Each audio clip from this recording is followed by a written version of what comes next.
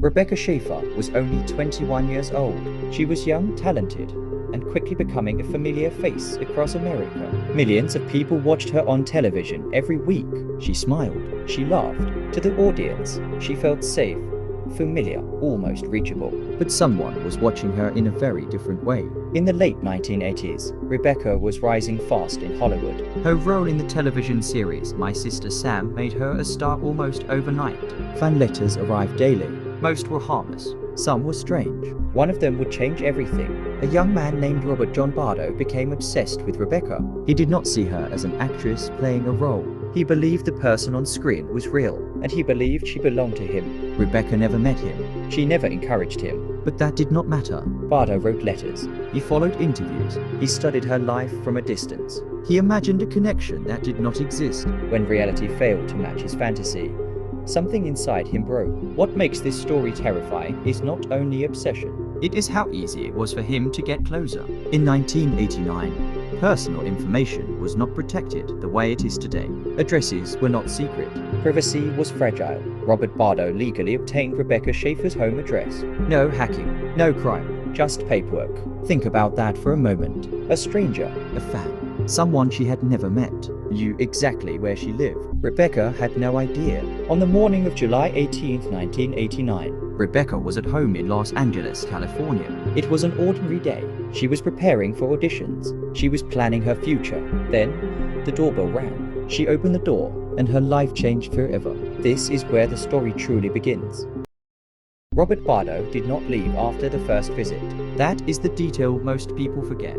On the morning of July 18, 1989, he arrived at Rebecca Schaeffer's apartment and knocked on the door. Rebecca answered. She was polite. She did not recognize him. She spoke briefly, then asked him to leave, and he did. For a moment, Bardo returned to his car. Inside, he was carrying a handgun. He loaded the weapon. He walked back to the apartment. This time, when the door opened, he did not speak.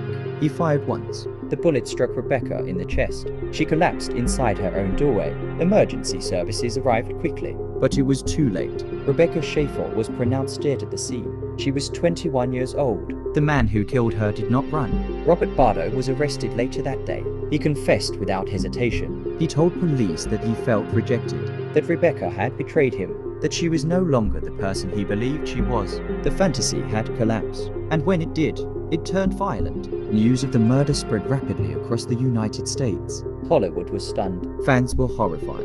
But the fear went beyond celebrity. People began asking questions. How did he find her address? Why was it so easy? How many others were exposed the same way?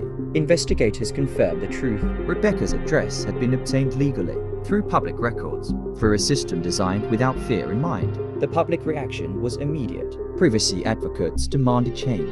Lawmakers were pressured to act. Rebecca's death forced the United States to confront a terrifying reality. Obsession does not need darkness to grow. Sometimes it only needs access. New laws were introduced. Personal information became protected. Stalking was redefined as a serious crime. But those changes came too late for Rebecca. Her career ended at her front door, not on a stage, not on a screen. The most disturbing part of this story is not what happened to her. It is what almost happened to everyone else. Because before Rebecca Schaeffer, no one believed a fan could cross that line. After her, no one felt completely safe again. Rebecca Schaeffer's death did not end with the trial. It triggered a reckoning. As investigators reviewed the case, one detail shocked the public more than any other. Her address had been obtained legally. No hacking, no bribery, no crime. At the time, government agencies treated personal data as harmless. Driver records, home addresses, phone numbers, all accessible with simple requests.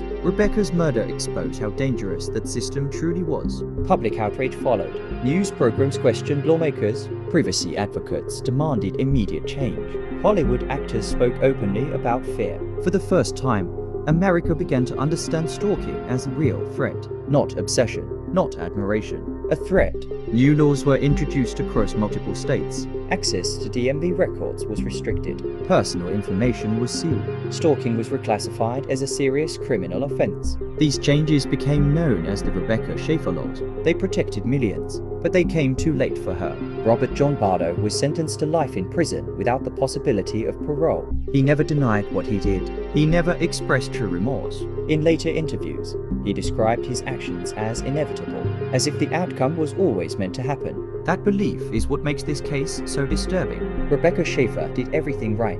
She was kind, she was cautious, she trusted the system, and the system failed her. Today, her name is rarely mentioned, but her impact remains everywhere. Every time an address is hidden, every time a restraining order is enforced, every time a stalker is taken seriously, her death became a warning, not just for celebrities, but for everyone. Because obsession does not announce itself. It waits, it watches, and it moves closer when no one is looking. Rebecca Schaeffer was not the first victim of stalking, but she was the one who forced the world to finally pay attention. Years have passed since Rebecca Schaeffer was killed, but the danger she revealed never disappeared. Today, stalking no longer requires letters or physical distance. It lives online. It hides behind usernames, comments, and private messages. Technology has changed. Obsession has not. Social media allows strangers to study lives in detail. Daily routines, favorite places, personal relationships. What once required effort now takes seconds. Many modern victims never realize they are being watched, until the moment becomes impossible to ignore. Experts warn that most stalkers do not begin with violence. They begin with curiosity, then fixation, then entitlement. The same pattern seen in Rebecca Schaeffer's case. The belief that attention creates ownership, that rejection justifies anger, that distance can be crossed. Laws have improved, protections are stronger, but no system can fully prevent obsession. Because obsession does not come from systems, it comes from people.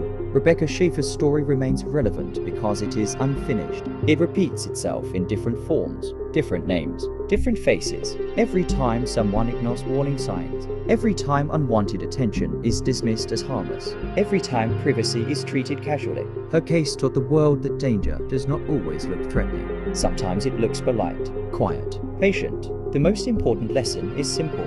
Safety is not paranoia. Boundaries are not cruelty. Privacy is not weakness. Rebecca Schaeffer lost her life before the world understood that. Her story is not meant to scare. It is meant to warn, because the doorbell that changed her life could ring anywhere, and anyone could be on the other side.